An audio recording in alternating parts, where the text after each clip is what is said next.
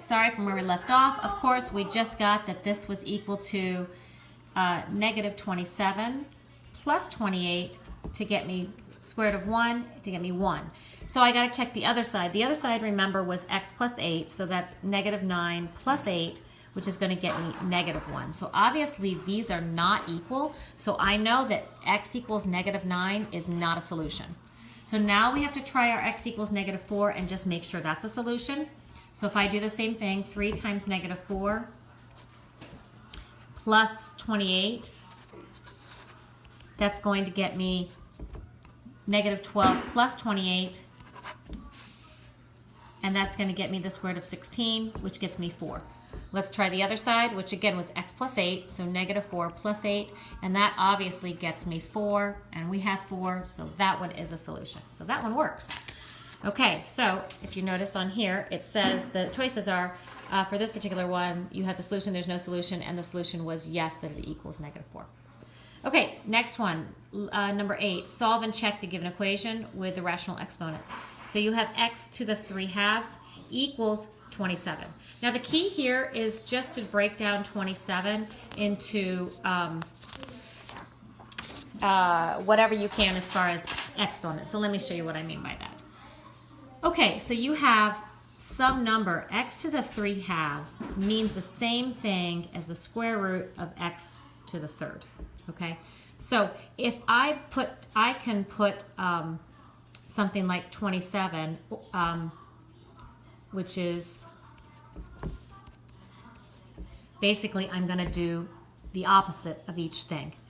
I'm going to go ahead and break this down. I can see what it's doing, and I'll show you kind of the way I do it. And if you don't see it, it's okay, you can do it another way. But I'm going to see here, and I see, oh, look at this, that 3 times 3 times 3, that's just 3 times 3 times 3, which is 3 to the 3rd.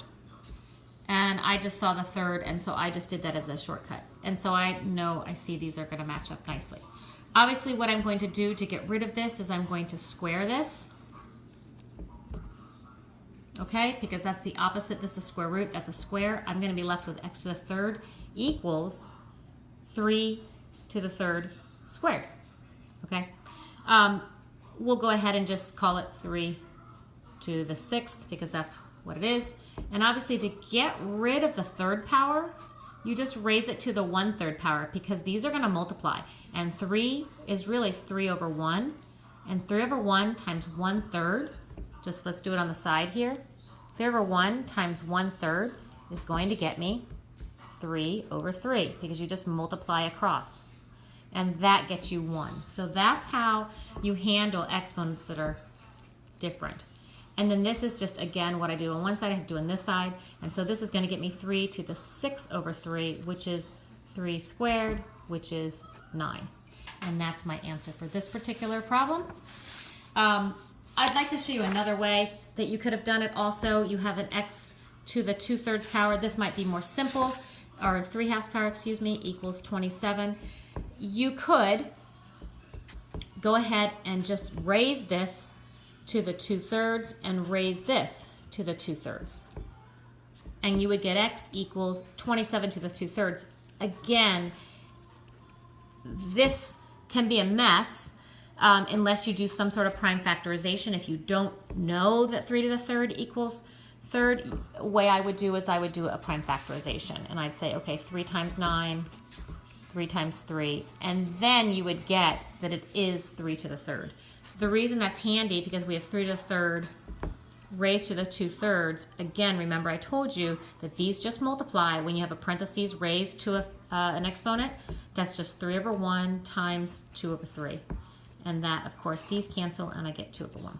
And we get the same thing that we got, which was 3 squared, which was 9. Okay?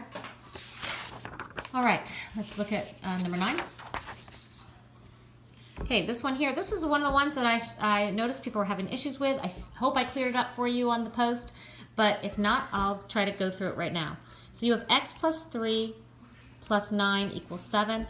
And the first thing you have to do is get this expression all alone. So I want to end with x plus 3 equals something. That's what I want to end up with. Well, in order to get there, I'm going to subtract 9 from both sides. 7 minus 9 is going to give me negative 2. Now, this is interesting.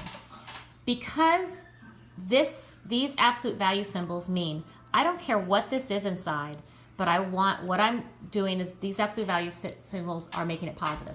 Because what absolute value means is distance from 0. I want you to remember that. Distance from 0. So if I tell you that let's say I have 4 and negative 4. The distance from 0 is 4 here, and it's also 4 here. That's why the way you've been solving it is allowing you to have 2 equations. But now this is interesting. This tells me, basically this reads, the distance from 0 is negative 2. Well, even though as my age gets older and older, as I'm in my mid-40s now, and I want to reduce some of the distance that I get as I get older and older, I can't go back in time. I can't go back. You know, a distance is always positive. So the fact that I have this, an absolute value, equal to a negative means I have no solution. So this problem has no solution.